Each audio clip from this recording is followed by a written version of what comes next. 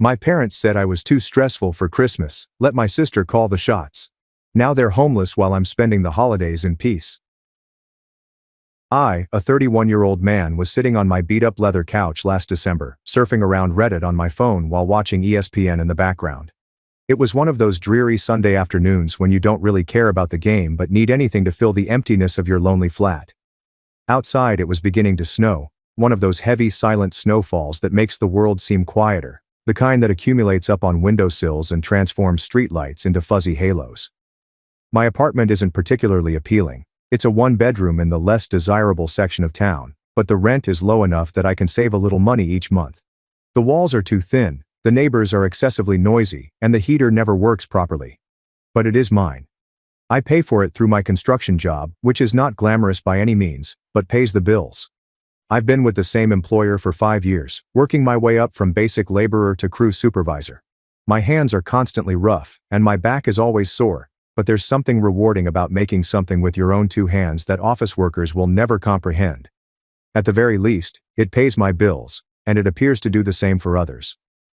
When my phone rang with Dad's name, I nearly didn't answer. The last 3 times he called, it was to borrow money for a household emergency. First there was the water heater, then the property taxes, and then a plumbing disaster. But family remains family, right?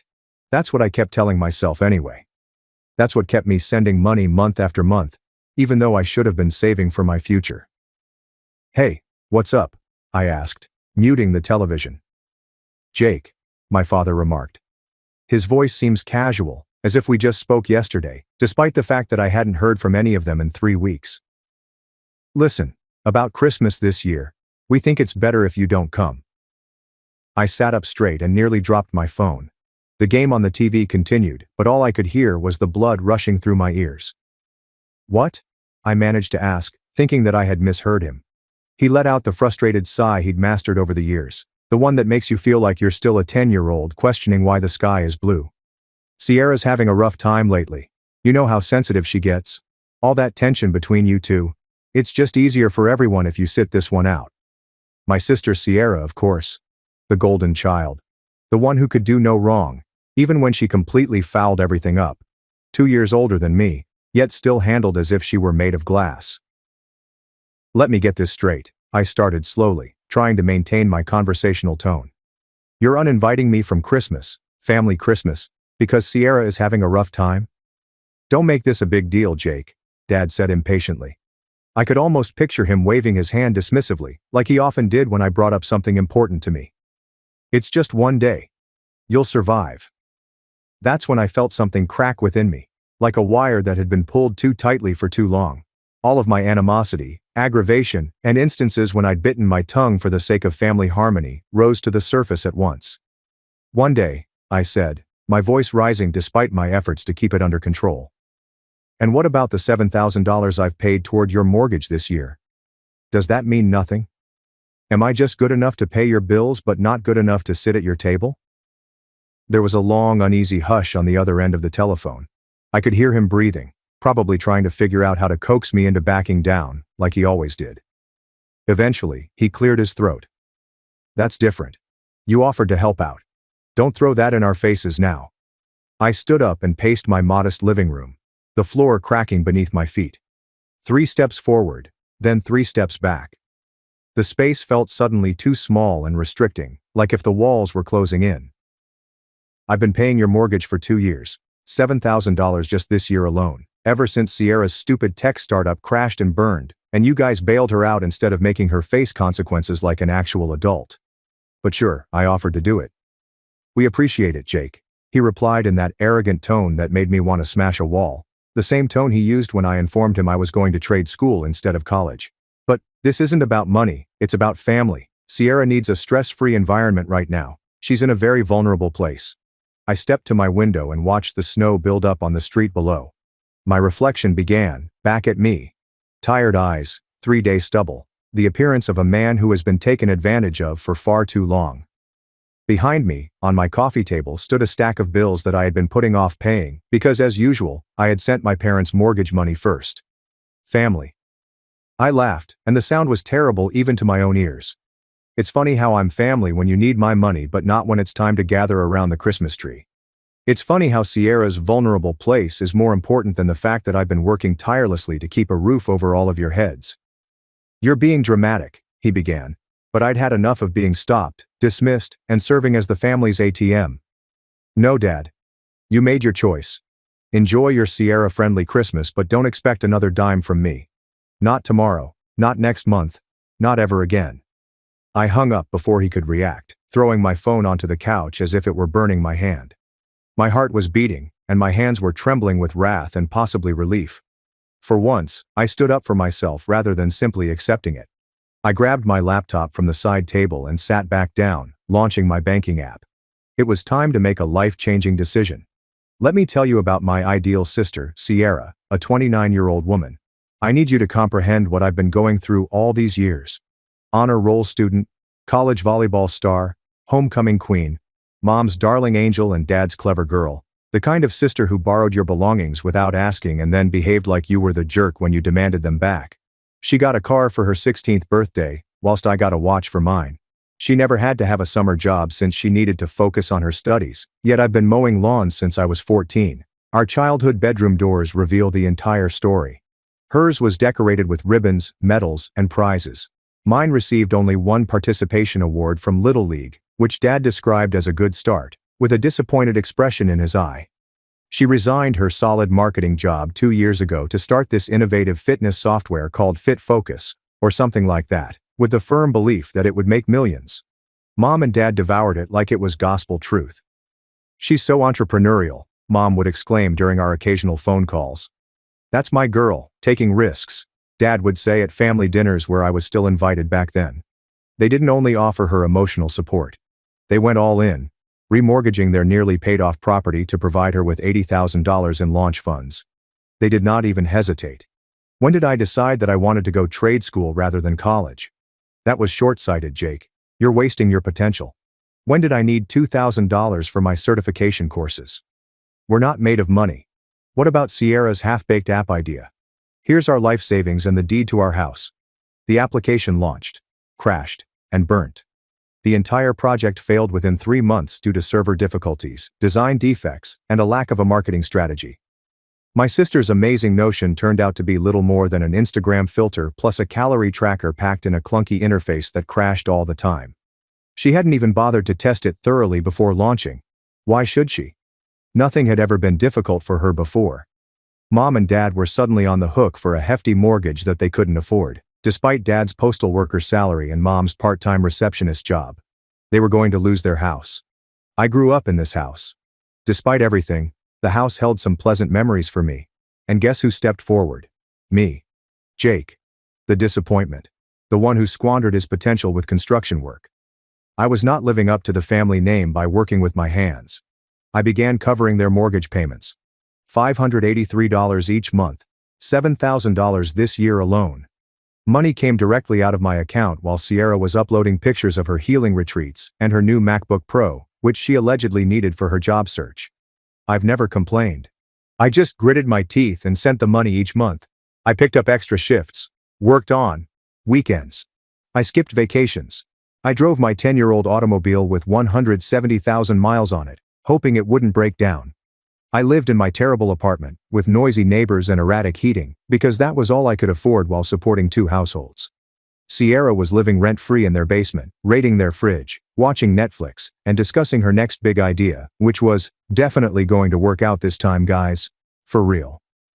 Do you know what the worst part was? She never said, thank you. Never acknowledged that her failure had consequences, and that I bore the brunt of them. At Thanksgiving, which I was still welcome to at the time, she had the audacity to ask why I didn't have a real job with my full potential, so I could afford a better automobile. I almost choked on my turkey. And now I was not invited for Christmas, the one day of the year when even the most dysfunctional families pretend to enjoy one another for a few hours.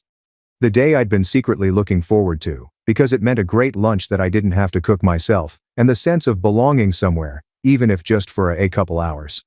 I grabbed my laptop and logged into the bank account I had set up particularly for their mortgage payments.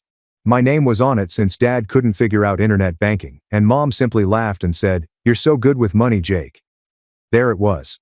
$7,000 gone this year, Every dollar gained through backbreaking effort, lugging supplies in freezing temperatures and scorching heat. Each payment reminded me of the family who only wanted my pocketbook. I went to the automatic payment options and chose to cancel all scheduled payments. My finger briefly hovered over the confirm button before hitting it firmly. A message appeared, stating that all scheduled payments had been canceled. I went a step further and moved the funds I'd set aside for their January payment back into my own account before closing the laptop with a satisfying snap. For the first time in 2 years, I felt able to breathe again. I felt like I was regaining control of my own life. Let's see how exposed Sierra feels once the bank begins sending foreclosure notices. The next few weeks went by as usual, except that I was suddenly $583 richer every month. It's amazing how much breathing room this gives a guy. I even bought myself a new pair of work boots with extra arch support, which helps when you're on your feet for 10 hours a day. A modest luxury, but it felt enormous. Snow continued to accumulate outdoors. December in Michigan is no joke. The temperatures plunged into the teens, and the wind chill made them feel like negative figures. I kept showing up at job sites, swinging hammers and running saws, returning home with sawdust in my boots and concrete dust in my lungs. Everything became more difficult as the temperature dropped. Materials refused to cooperate, equipment took longer to warm up, and my fingers remained numb despite wearing heavy gloves. But you know what? I didn't mind it as much because every dime I earned was finally mine. There have been no calls from the family yet. For once, I just wanted to maintain the steady pace of my own existence. Friday night, I met up with my friend Chris at a pizza joint near his apartment. We've been pals since we were kids, sneaking cigarettes under the high school gym. He's now a plumber, earning decent money when people's pipes burst in the winter, which is pretty much a guaranteed income stream in Michigan from December to March. The place was full with Friday revelers, couples on dates, families with boisterous children, and groups of friends beginning their weekend. Classic rock playing over the speakers, the scent of pepperoni and cheese in the air, and the continual talk of people having a good time. Chris passed a soda over the table to me, giving me a skeptical look. "You look different," he commented. "Less, I don't know," stretched out. "Like you're not carrying a piano on your back anymore." I took a long sip and let it all out. Dad's call, Sierra's turmoil, being barred from Christmas after covering their mortgage for 2 years in a row. Chris's jaw dropped, a half-eaten slice of pizza frozen halfway into his lips. "You're kidding me. They actually uninvited you after you've been paying their mortgage?" I nodded and grabbed a chunk of the pie between us. "Yep. So I canceled all the payments. They don't know yet." He threw his head back and laughed so loudly that the table next to us looked up. "Holy man, that's cold as ice. When will they find out?" "End of the month, when the payment doesn't go through. Right after Christmas." I couldn't stop the grin from creeping across my face. First, they have the perfect family Christmas without me. Then they get a call from the bank regarding their missed payment. Chris lifted a glass. "Don't be a doormat anymore." We clinked our drinks. For the first time in years, I felt in charge of my own life. "You know they're going to freak out, right?" Chris asked, wiping the pizza grease from his beard. "Like a nuclear meltdown level freak out." I shrugged. "Let them. I'm done caring." "Good for you, man," he said, nodding. "About damn time. I've been watching you kill yourself for them for 2 years while they treat you like garbage. Should have cut them off a long time ago." He was correct, of course. I should have. But there's something about family, some foolish, ingrained loyalty, that makes you keep trying even when it's evident you're the only one making an attempt. The days went by. For Christmas I purchased myself a 55-inch smart TV that works. Why not? It was my money. I even got one of those fake trees from Walmart and placed it in the corner of my living room. I put a couple of wrapped presents under it, just things I bought for myself, but it made the room look festive. If I didn't go to their Christmas party, I'd make my own. Meanwhile, neither of them had called. Not Mom, to make sure I was okay. Not Dad, to apologize. Sierra would never thank me for providing a roof over her ungrateful head for the past 2 years. Just silence. And for once, the silence felt lovely. I went grocery shopping and splurged on ingredients for a proper Christmas dinner. Not the dried-out turkey and lumpy mashed potatoes Mom used to make, but a lovely steak, some roasted potatoes, and fresh green beans. The type of meal I never bothered to prepare for myself, since it seemed like too much work. As I was packing my cart, I ran across Mrs. Peterson, an old neighbor from when I was growing up. She seemed surprised to see me. "Jake. How are you, dear?" Getting ready for Christmas with your parents. I just saw your mother yesterday at the store. She was buying so much food. As usual, that woman always cooks enough for the army. I forced a smile. Actually, I'm not going this year. Just having a quiet one at my place. Her face fell. Oh, I'm sorry to hear that. Is everything okay? Everything's fine, I lied. Just a change of plans this year. As I went away, I imagined them putting up their normal holiday decorations. Mom hung the stockings, one for each of them, but none for me this year. Dad battled with the tree lights, while Sierra sat on the couch, most likely reading through Instagram rather than helping. I put a container of ice cream in my trolley and smiled. They didn't know what I was on my way. The first communication arrived 3 days before Christmas. I was at Home Depot, getting materials for a side job I'd picked up to fill the idle week between Christmas and New Year's, when my phone buzzed with a text from Mom. Jake, honey, the bank called about the mortgage payment. They said it didn't go through. Is everything okay with the account? I slid the phone back into my pocket without answering. Allow them to sweat. 2 hours later, Dad called. I immediately sent it to voicemail. His message was less appealing. Jake, what's going on with the mortgage payment? Call me back right away. I did not. Then followed Sierra's text, usually the last to notice a problem, but the first to make demands. Jake, Mom and Dad are freaking out about the mortgage. Fix it now. I was sitting on my new couch, watching TV, and eating pizza as a treat when I decided to answer. Not to her, but to Mom. Sorry, can't help with the mortgage anymore. Tight budget. Christmas is expensive, you understand. Short. Director. They gave me a casual dismissal. Her response arrived nearly immediately. What? But we're counting on that money, Jake. We can't make the payment without you. I took another mouthful of pizza, allowing the cheese to stretch and eventually snap. That's tough. Maybe Sierra can help out. She lives there rent-free anyway. Then I silenced my phone and returned to the nature documentary I was watching, which was about penguins. Interesting stuff. The following morning, I had 8 missed calls and 3 voicemails from Dad, each one angrier than the last. The final one was an actual explosion. Jake, you can't just stop paying with no warning. The bank says we're already late. Call me back now. Sierra sent a series of progressively frantic texts. WTF, Jake. Answer your phone. You're ruining everything on purpose. Mom is crying because of you. Good. Let her cry. Allow them to experience what it's like to be the people no one cares about. I texted Mom once again. Sorry. Already spent the money on Christmas gifts for myself. Good luck with the payment. I then blocked all 3 of them. Christmas was just 2 days away, and for the first time, I was looking forward to spending it alone. That afternoon, I saw my neighbor Tom in the parking lot. He's a nice guy who works nights as a security guard and always brings in my things while they're waiting outside my door. Hey man, you're looking cheerful, he commented as he assisted me in transporting my new TV box from the car. Hot date for Christmas? I laughed. Nah, just treating myself this year, family-free holiday. Lucky you, he grumbled, guiding the box through my tight threshold. I've got the in-laws coming. 3 days of my father-in-law telling me I mounted the TV wrong, and my mother-in-law rearranging my kitchen cabinets. We brought the TV inside, and I offered him a couple of Pepsi from my fridge in appreciation. As he left, he turned back. Hey, if you're on your own for Christmas, why don't you come over for dinner? Rachel always makes too much food anyway. No pressure, just if you want to. The offer astonished me. It was the first genuine invitation I had received in a long time. Thanks, man. I'll think about it. I thought about it. It was great to know that someone wanted me around for Christmas, and not just my money.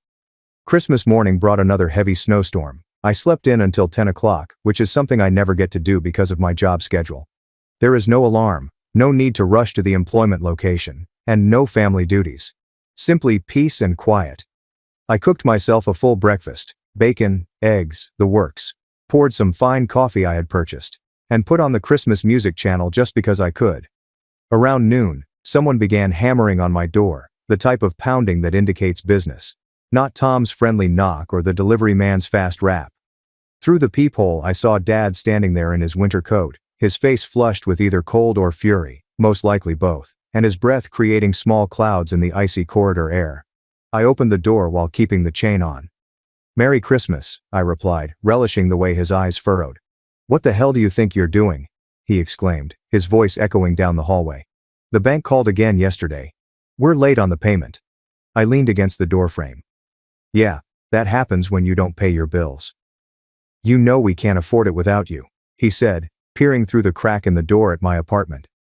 I could see him noticing the Christmas tree, wrapped presents, and the new television in the background. Funny how that works, I said quietly. I can't afford to help people who don't consider me family enough to spend Christmas with. His face became an even deeper shade of red.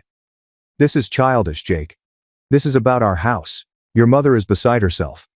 Should have thought about that before you kicked me out of Christmas. I shrugged. How's Sierra handling the stress? Still feeling vulnerable. This isn't about Sierra. It's always about Sierra, I interrupted him. Even now you're standing at my door on Christmas Day, not to invite me over, or apologize, but to demand money. That's all I am to you guys. An ATM. He changed tactics, his voice suddenly pleading. Jake, please. We'll lose the house. We're already behind. Not my problem anymore, I answered, shutting the door. He kept hammering and cursing before giving up and leaving. I heard his car start, the engine straining in the cold before eventually turning over. I returned to my Christmas brunch, turned up the music, and made another cup of coffee. For the first time in years, I felt able to breathe. My phone flared up with a text from an unfamiliar number. Mom was using Sierra's phone to bypass my block. Jake, please, we need you. We're family. I wrote back, families don't uninvite members from Christmas to keep the golden child comfortable. Families don't take $7,000 from someone and then throw them away. Merry Christmas. Then I blocked Sierra's phone number and spent the rest of the day in glorious tranquil solitude. I cooked my steak properly, medium rare, just like I like it. The potatoes were crunchy on the exterior and fluffy inside. I ate at my small table with genuine napkins and a real plate, rather than the paper ones I usually use. I even got myself a tiny apple pie for dessert. After dinner, I opened the gifts I'd wrapped for myself, which included new headphones, a couple of video games I'd been wanting, and a decent watch to replace the cheap one that had finally died after 5 years. Small things, but things I denied myself because the $583 had to go to them first. As I was trying out the headphones, there was another faint knock on the door. Mom. I ignored it, cranked up the level on my headphones, and pretended I could not hear. She knocked for a while before giving up. Later I discovered a card she had slid under the door. Inside came the standard generic Christmas message, signed Love, Mom and Dad. It wasn't even written personally for me, it was a store-bought card that they presumably had plenty of. There was no indication of expressing sorry for not inviting me. There was no acknowledgement of anything I had done for them. Simply a card that might have been handed to anyone. I threw it in the garbage and returned to my tranquil evening. Around 8 p.m., Tom texted to ask if I wanted to come over for dessert and games. I took him up on it and spent the evening with his family, playing board games and eating handmade cookies. His kids were actually rather cool. We discussed construction because the 10-year-old was quite interested in it. His wife, Rachel, was friendly and accommodating, never making me feel like a charity case. I walked back to my place at around midnight. The snowfall had finally ceased. The world is silent and still. For a family-free Christmas, it hadn't been too horrible. The week between Christmas and New Year's was when things truly became bad for them. On the 26th, I got up early to go to my side job, which was to hang drywall in a basement remodeling for 6 hours. The work was difficult, but the compensation was decent, and it kept my mind occupied. When I arrived home, sweating and covered in drywall dust despite my mask, Chris was waiting in his truck in the parking lot. Dude, he began when I arrived. You've got to hear this. My cousin Tommy lives down the street from your parents, remember? I nodded, opened my door and beckoned for him to enter. They're in full panic mode, he said, following me inside and settling on my couch. Your dad's going around to everyone in the family asking for loans. Your mom was crying at your aunt's house yesterday, and apparently, Sierra's throwing absolute fits. I opened the fridge and grabbed 2 Pepsi, giving one to Chris. How bad is it? Bad, Chris said, grinning. They missed the payment completely. Bank sent some kind of notice. And get this, your dad had to cancel the cable and internet to try to scrape together some cash. That meant Sierra couldn't even binge Netflix in the basement anymore.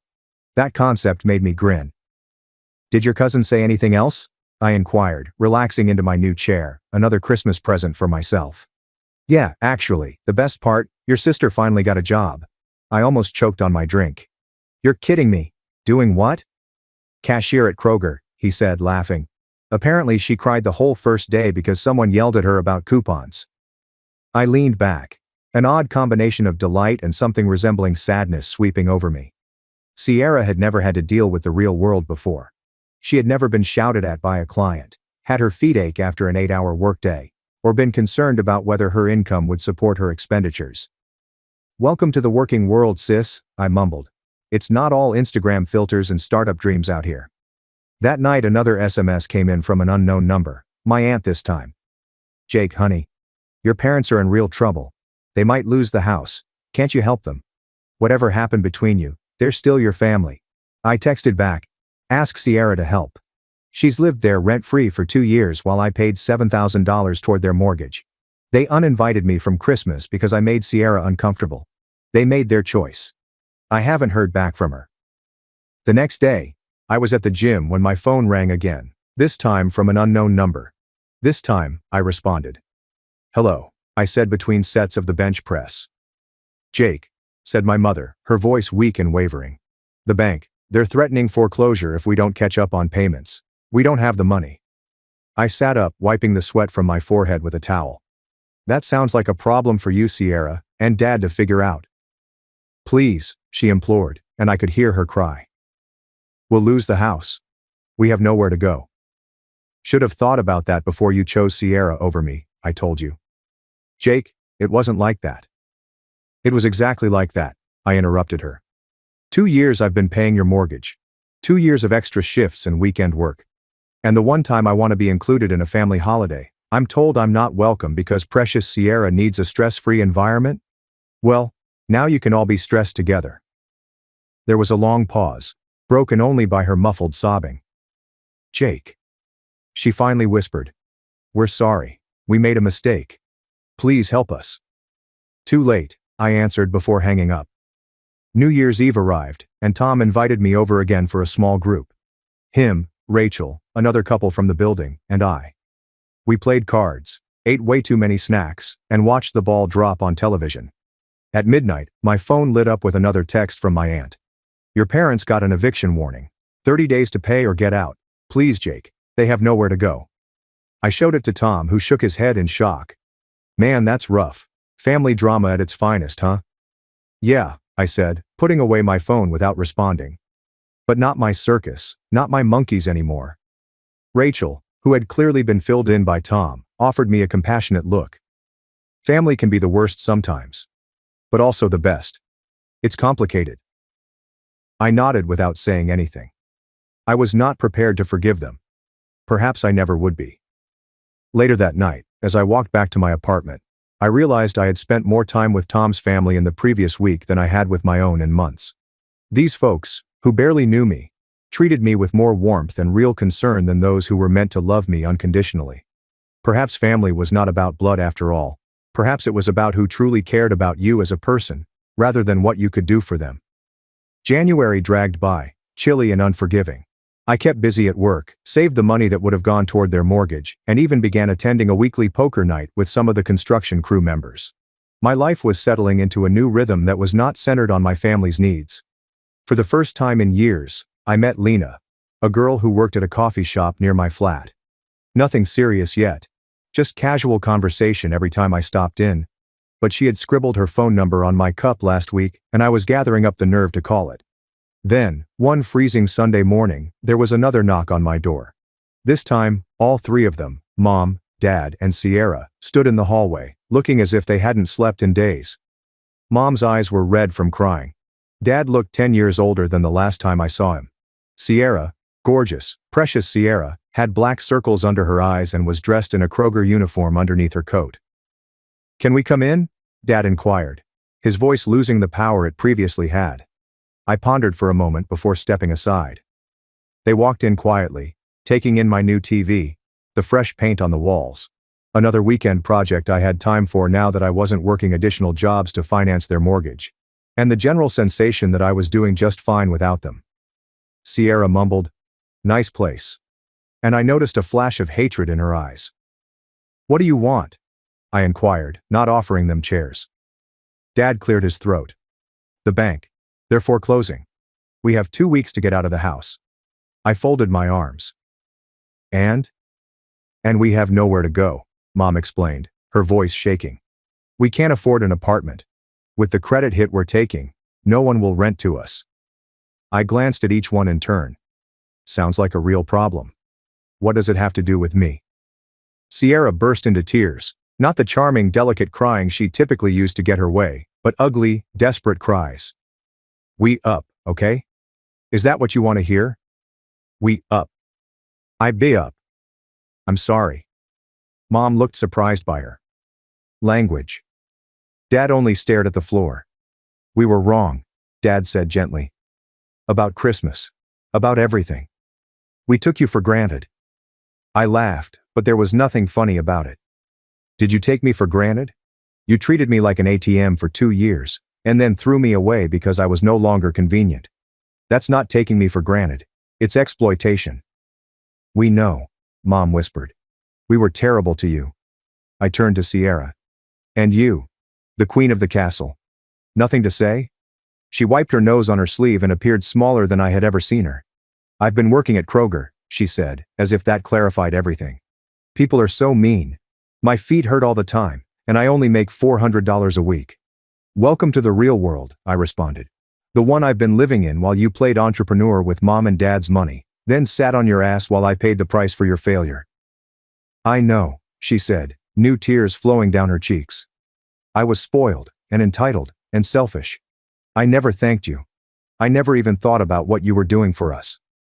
Dad stepped forward. We're not here to ask for money, Jake. It astonished me. Then what do you want? Forgiveness, Mom replied. And a place to stay. Just until we can get back on our feet. I looked at them in bewilderment. You want to live here? With me? In my 1-bedroom apartment? Dad nodded. We have nowhere else to go. I began laughing. I couldn't help it. The absurdity of the situation was overwhelming. Let me get this straight, I remarked when I could talk again. You uninvite me from Christmas because I make Sierra uncomfortable. You took my money for 2 years without a single thank you. And now that I've cut you off and you're facing the consequences of your actions, you want to move in with me. They looked at each other and then back at me. We have nowhere else to go, Mom insisted, as if it altered anything. I stepped to the window and looked down at the snow-covered parking lot. For 2 years, I had been at their mercy, straining myself to exhaustion for people who didn't even want me at Christmas dinner. Now they were at my mercy, desperate, destitute, and seeing me as their only alternative. I turned around to face them. No. No? Dad reiterated. No, I confirmed. You can't stay here. Not now. Not ever. But where will we go? Mom questioned, her eyes welling up. I shrugged. That's not my problem anymore. You made your choices. Now you live with them. Please, Jake, Sierra begged. I'll sleep on the floor. I'll pay rent. I'll do anything. Like you should have been doing for the past 2 years, I responded with. Too late now. Dad's expression tightened. So that's it? You're just going to throw your family out on the street? Family? I repeated. You stopped being my family the moment you decided I wasn't good enough to sit at your Christmas table. The only thing you wanted from me was my money. Well, the ATM is closed. I went to the door and opened it. I think we're done here. They remained still at first, as if they could not believe what was occurring. Jake, Mom tried once more. Please reconsider. We're begging you. It feels terrible, doesn't it? I grumbled. To beg someone for help and be refused. To be thrown away when you're no longer useful. Maybe now you understand how I felt. They filed out one by one. Sierra persevered, her Kroger name badge glinting in the hallway light. Where will you go? I inquired, not because I cared, but because I needed to understand the extent of their despair. Mom's coworker said we could use her garage for a few days, he remarked. After that, I don't know. I nodded. Good luck with that. As I closed the door, I felt a weight lift off my shoulders. For 2 years, I'd carried them, paid their bills, handled their difficulties, and played the responsible role while they coddled Sierra and took advantage of my kindness. They are now gone. They had their own concerns. And I was free. I grabbed my phone and scrolled to the number Lena had scrawled on my coffee cup last week. Perhaps it was time to experience what else life has to offer aside from family strife. The next day at work, one of my co-workers inquired if I had a good weekend. I grinned and mentioned that it had been productive.